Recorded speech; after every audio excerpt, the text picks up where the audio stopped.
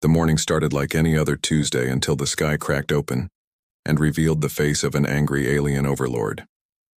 Captain Marcus Rodriguez was drinking his third cup of coffee at Luna Defense Station when the massive holographic projection appeared above Earth's major cities. The creature had 6 eyes, purple skin covered in scales, and a voice that could shatter glass. "Primitive humans," it declared, "I am Supreme Commander Zekmoth of the Keltharian Empire. Your pathetic species has 15 of your Earth hours to surrender unconditionally, or we will demonstrate the full might of our war fleet."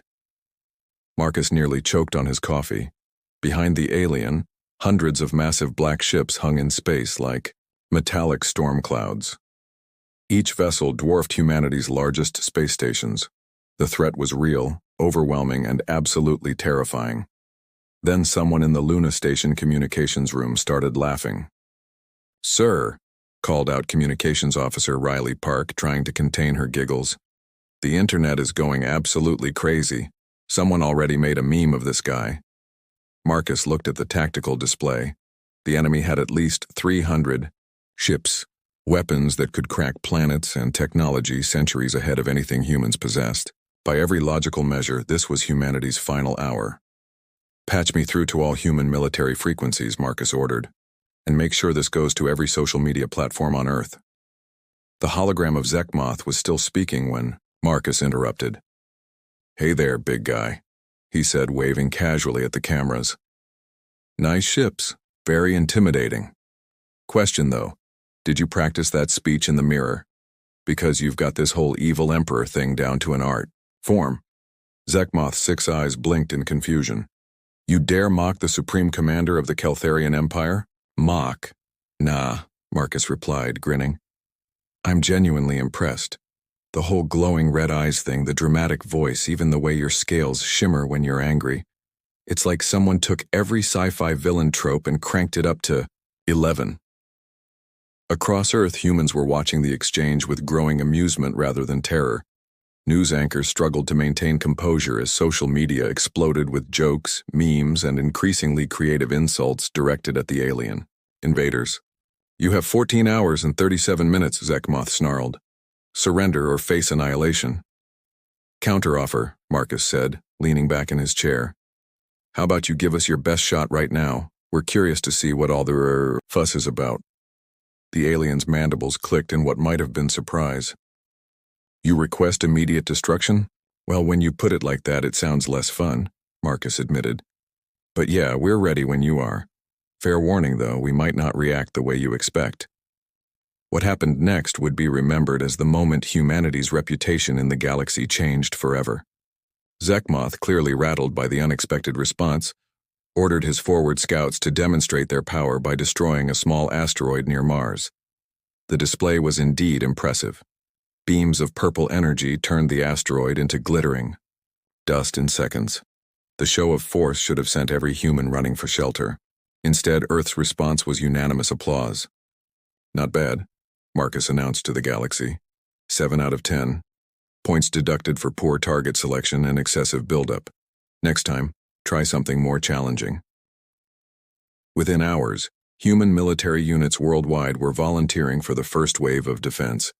Not because they had a brilliant strategy or secret weapons, but because they were genuinely curious to see what would happen when an unstoppable force met an unmovable sense of humor.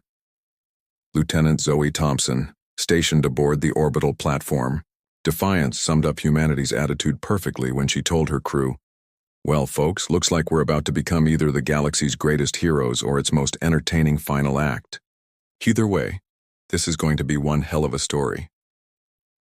The countdown had begun, but instead of preparing for surrender, humanity was preparing for the greatest practical joke in galactic history. The first battle began exactly 12 hours after humanity's deadline expired, and it went nothing like Supreme Commander Zekmoth had planned. Lieutenant Zoe Thompson watched from the Bridge of Defiance as the Keltharian advance fleet approached Earth's outer defense perimeter. 20 massive warships moved in perfect formation, their weapons charging with ominous purple light. Standard military doctrine would have called for defensive positions and coordinated resistance. Instead, Zoe grabbed the communications array and broadcast on all frequencies. Welcome to Earth, gentlemen. Please keep your arms and tentacles inside the buy. Ride at all times and remember no flash photography during the explosive finale. Her tactical officer, Sergeant Ben Crash Williams, couldn't stop grinning as he prepared their completely improvised battle plan.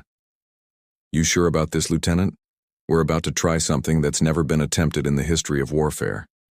That's exactly why it's going to work, Zoe replied, watching as the first Keltharian ship entered weapons range. They've probably fought 1,000 different species across the galaxy, but I guarantee none of them tried this. The human fleet dispersed in what appeared to be complete chaos. Ships scattered in random directions, performed impossible maneuvers, and began broadcasting everything from classical music to comedy shows. The USS Persistence started playing disco music at maximum volume while spinning in corkscrews around a Keltharian dreadnought. Admiral Vextar, commanding the Keltharian advance fleet, stared at his tactical display in growing confusion. Navigation, explain these movement patterns. His officer's claws clicked nervously on the console. Sir, there are no patterns. They appear to be moving completely at random. Our targeting computers cannot predict their next positions. Impossible. No military force operates without tactical coordination. That's when the humans proved him wrong in the most spectacular way possible. The destroyer Laughingstock suddenly appeared directly above Vextar's flagship, close enough to scrape paint, and dropped something that made the Admiral's blood freeze. It was a rubber duck. A giant, bright yellow rubber duck that bounced harmlessly off their hull while playing a recording of children singing nursery rhymes. What in the seven hells was that? Vextar demanded. Before anyone could answer, the human ships launched their real attack. But instead of energy weapons or missiles, they fired paint canisters, glitter bombs, and what appeared to be oversized whoopee cushions that attached to Keltharian ships and made embarrassing noises every time they tried to communicate. The USS Mischief, commanded by Captain Lisa Chaos Rodriguez, executed a maneuver that defied 3 different laws of physics and somehow ended up flying backwards while firing confetti at a Keltharian cruiser. This is Mischief to all units, she announced cheerfully. Remember, we're not trying to destroy them. We're trying to confuse them into surrendering from sheer embarrassment. The strategy was working better than anyone had dared hope. Keltharian ships collided with each other trying to avoid the unpredictable human vessels. Their communications became a mess of overlapping transmissions as officers tried to report attacks involving rubber ducks, glitter, and what one confused alien described as small explosions that smell like birthday cake. Admiral Vextar's flagship, the Eternal Conquest, found itself surrounded by 6 human ships that were somehow managing to fly in formation, while each playing a different song at maximum volume. The cacophony was driving his crew to distraction. Sir, his communications officer reported with barely contained panic. They're requesting our surrender. Our surrender? We outnumber them 4-1.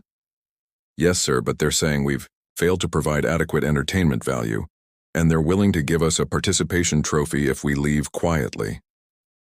The final straw came when the human ship-controlled Chaos managed to somehow paint a giant smiley face on the side of the Eternal Conquest while its crew was still trying to figure out how the humans were managing to fly in seemingly impossible patterns. Zoe Thompson's voice cut through the chaos on all frequencies. Attention, Keltharian fleet, this is Lieutenant Zoe Thompson of the Terran Defense Forces.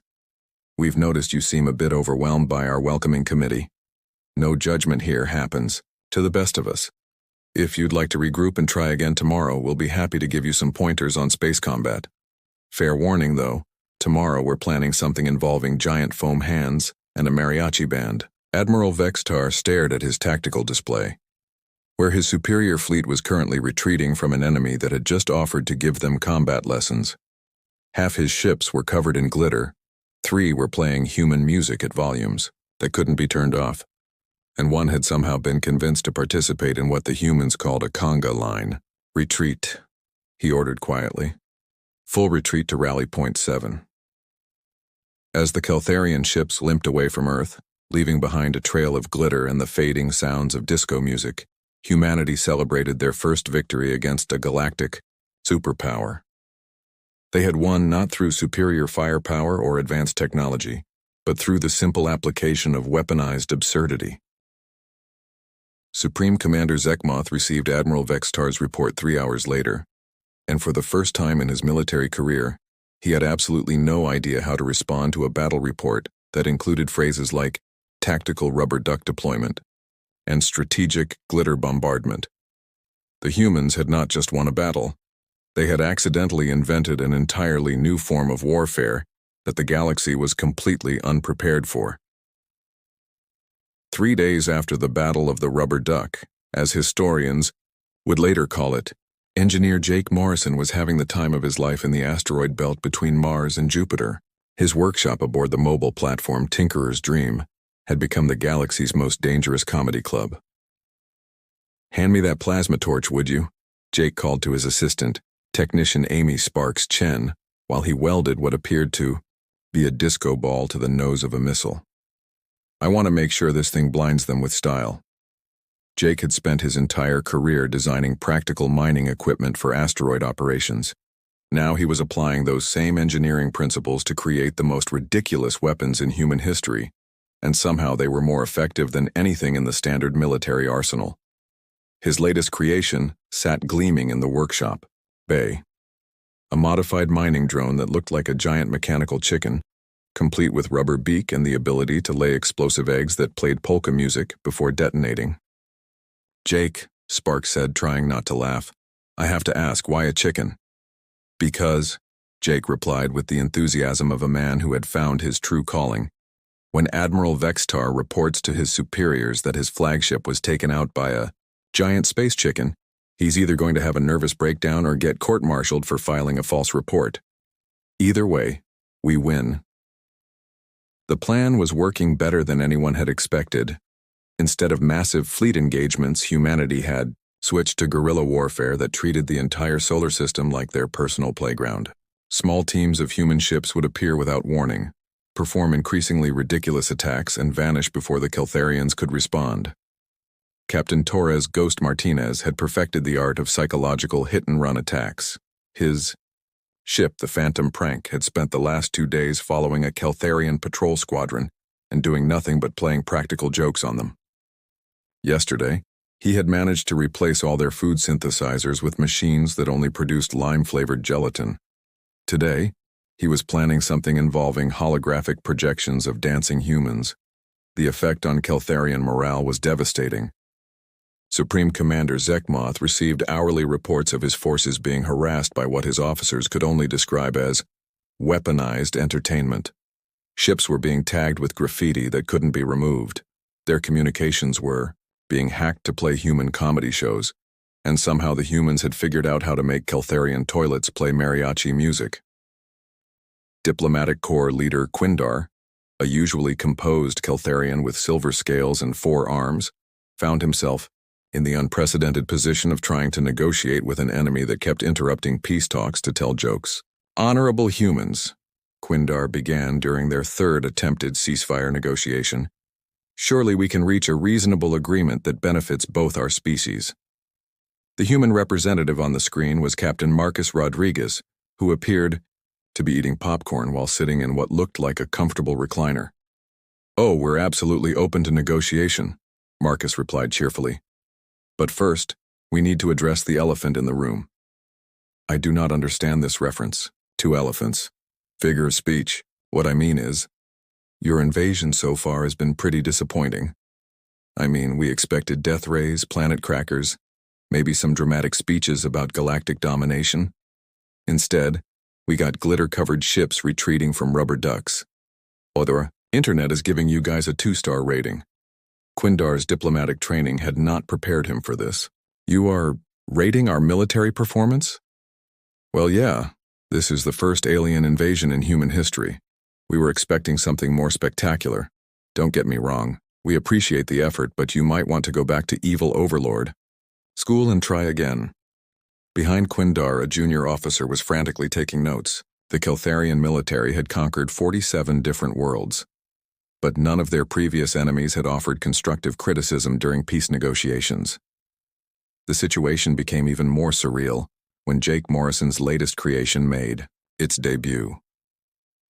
The mechanical space chicken, which he had named Colonel Cluckers, appeared near the Keltharian command ship and began performing what could only be described as a cosmic chicken dance while laying explosive disco eggs. Admiral Vextar watched in horror as his crew tried to target a weapon that was simultaneously ridiculous and surprisingly effective. The disco eggs weren't powerful enough to destroy a ship, but they created electromagnetic pulses that disabled targeting systems while playing music loud enough to wake the dead. "Sir," his weapons officer reported with the tone of someone who had given up on reality making sense, "the chicken has disabled our main guns and appears to be taunting us."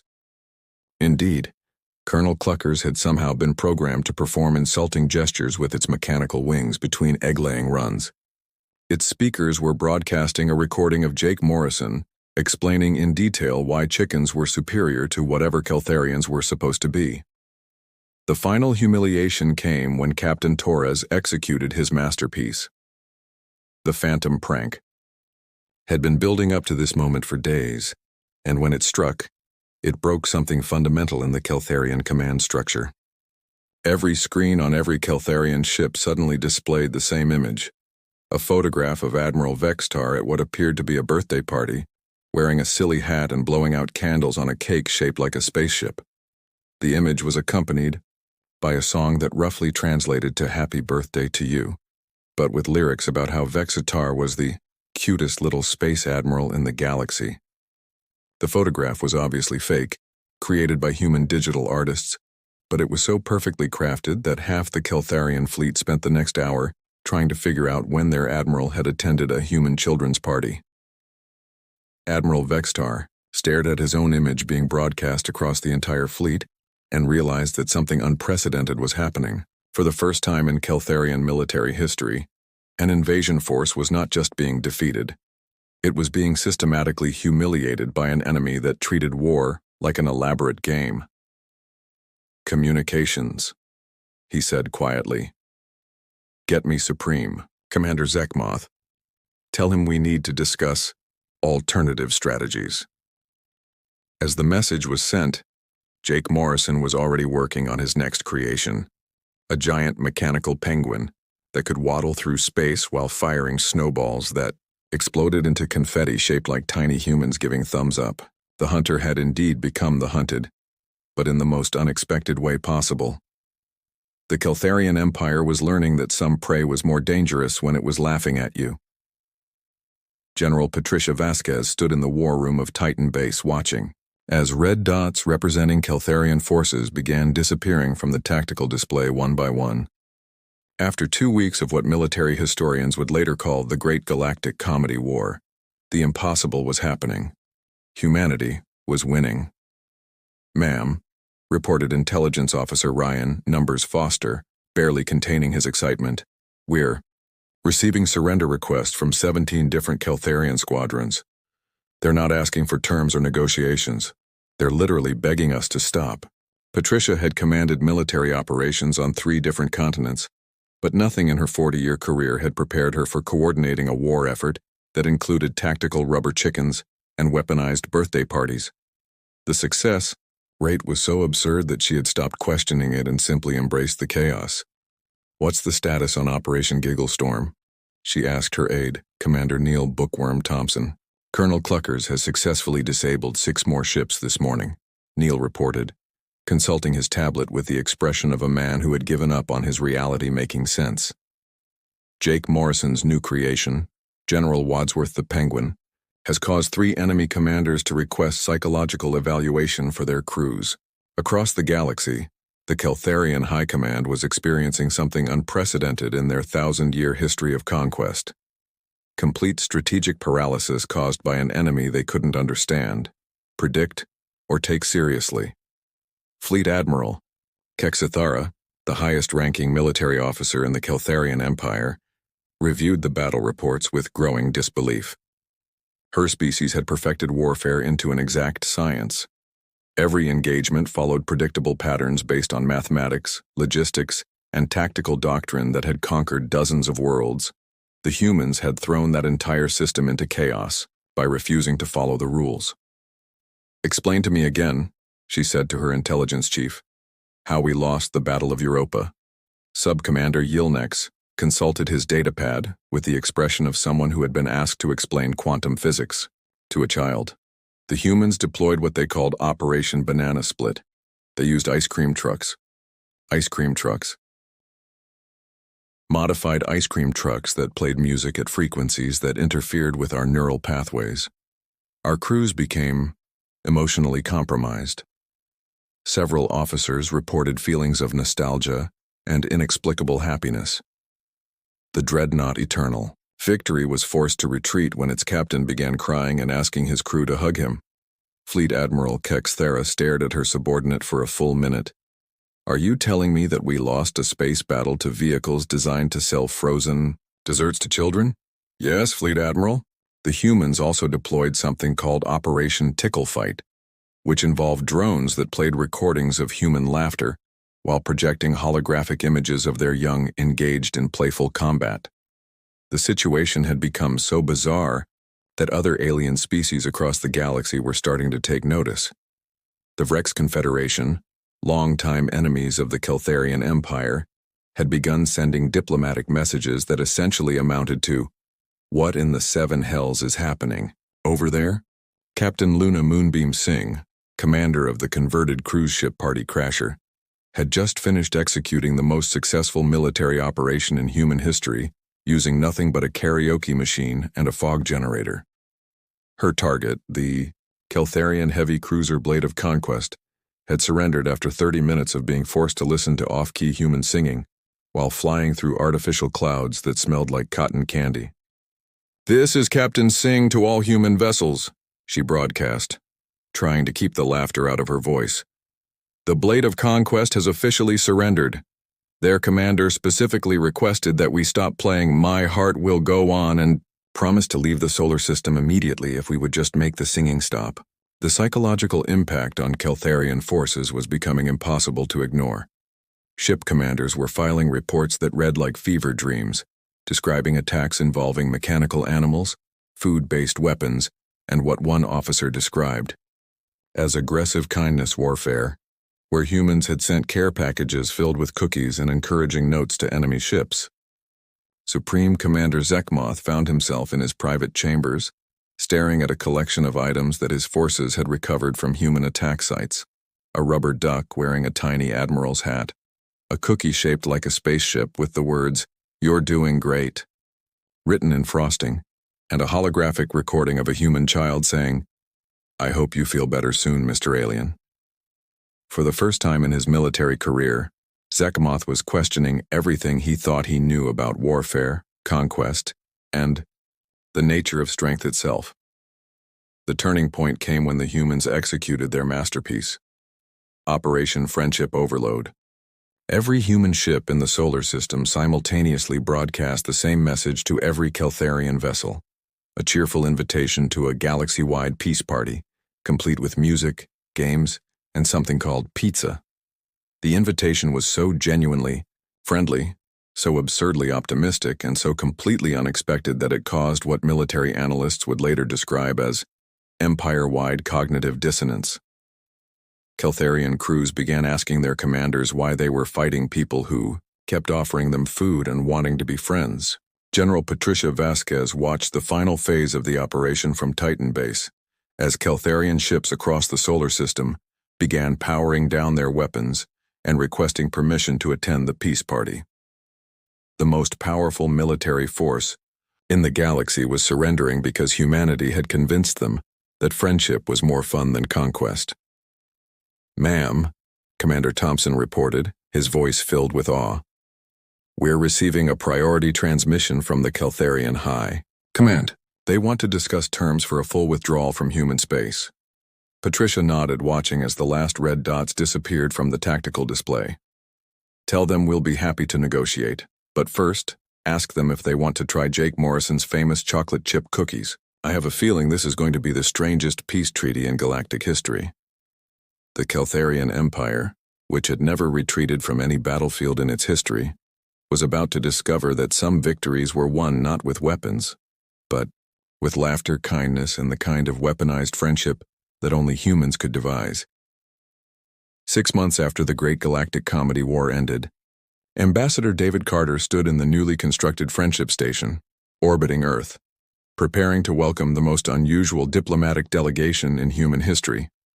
The war that had started with threats of annihilation was about to conclude with the galaxy's first interspecies pizza party. Ambassador, his protocol officer, Jennifer Diplomat Walsh, said while reviewing her notes, the Keltharian delegation specifically requested that Engineer Morrison not bring any of his mechanical animals to the ceremony. Apparently, Colonel Cluckers has become something of a legend in their military academies. David chuckled, adjusting his tie. After 30 years in diplomatic service, he thought he had seen everything. Then humanity had accidentally become the galaxy's most feared military power by refusing to take anything seriously. And suddenly his job description included phrases like interstellar comedy relations and diplomatic giggling protocols. The peace treaty itself had been unlike anything in galactic history. Instead of territorial concessions or tribute payments, the humans had asked for only 3 things: a formal apology, a promise to share their best recipes, and an agreement to participate in monthly friendship exchanges where young Keltharians and humans could learn about each other's cultures. Supreme Commander Zekmoth arrived aboard Friendship Station, looking nothing like the terrifying overlord who had threatened Earth 6 months earlier.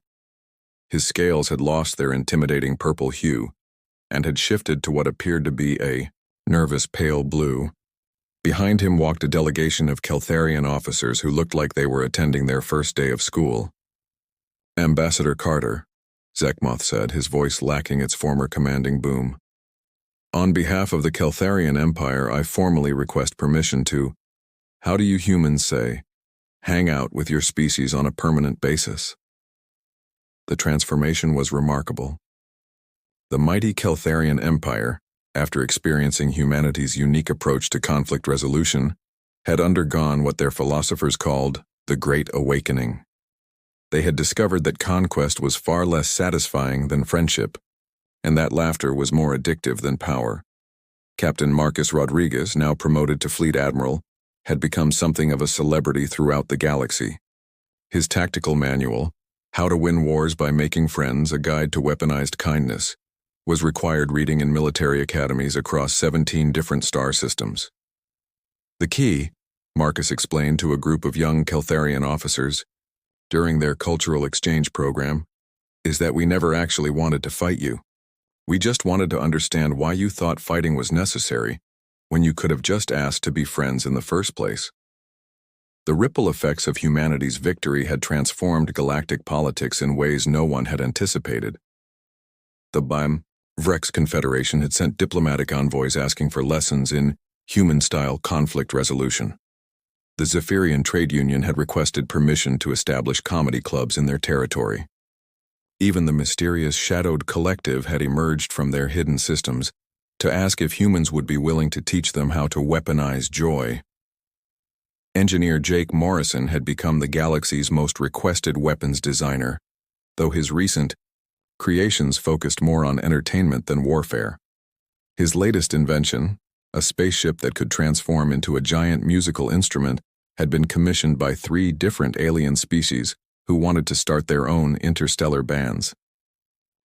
The beautiful thing about humans, explained Dr. Rachel Wisdom Park, the newly appointed director of galactic psychology, is that we never actually developed superior weapons or tactics. We just refused to be scared. And it turns out that fearlessness combined with genuine goodwill is the most powerful force in the universe. The former Keltharian military had reorganized itself into what they called the Friendship Fleet, dedicated to exploring the galaxy not for conquest but for the purpose of making new friends and learning new jokes. Admiral Vextar, who had once commanded dreadnoughts, now captained a ship filled with board games, musical instruments, and the galaxy's largest collection of rubber ducks. The signing ceremony for the Permanent Galactic Friendship Accord took place in Friendship Station's main hall, which had been decorated with artwork created by both human and Keltharian children. The document itself was written in 17 languages and included provisions for regular joke exchanges, mandatory fun days, and the establishment of the Galactic Council of Good Vibes. As Ambassador David Carter and Supreme Commander Zekmoth signed the historic treaty, They were surrounded by beings from across the galaxy who had come to witness the birth of a new era. The Keltharian military band played a surprisingly cheerful rendition of Kumbaya, while human children handed out cookies shaped like spaceships.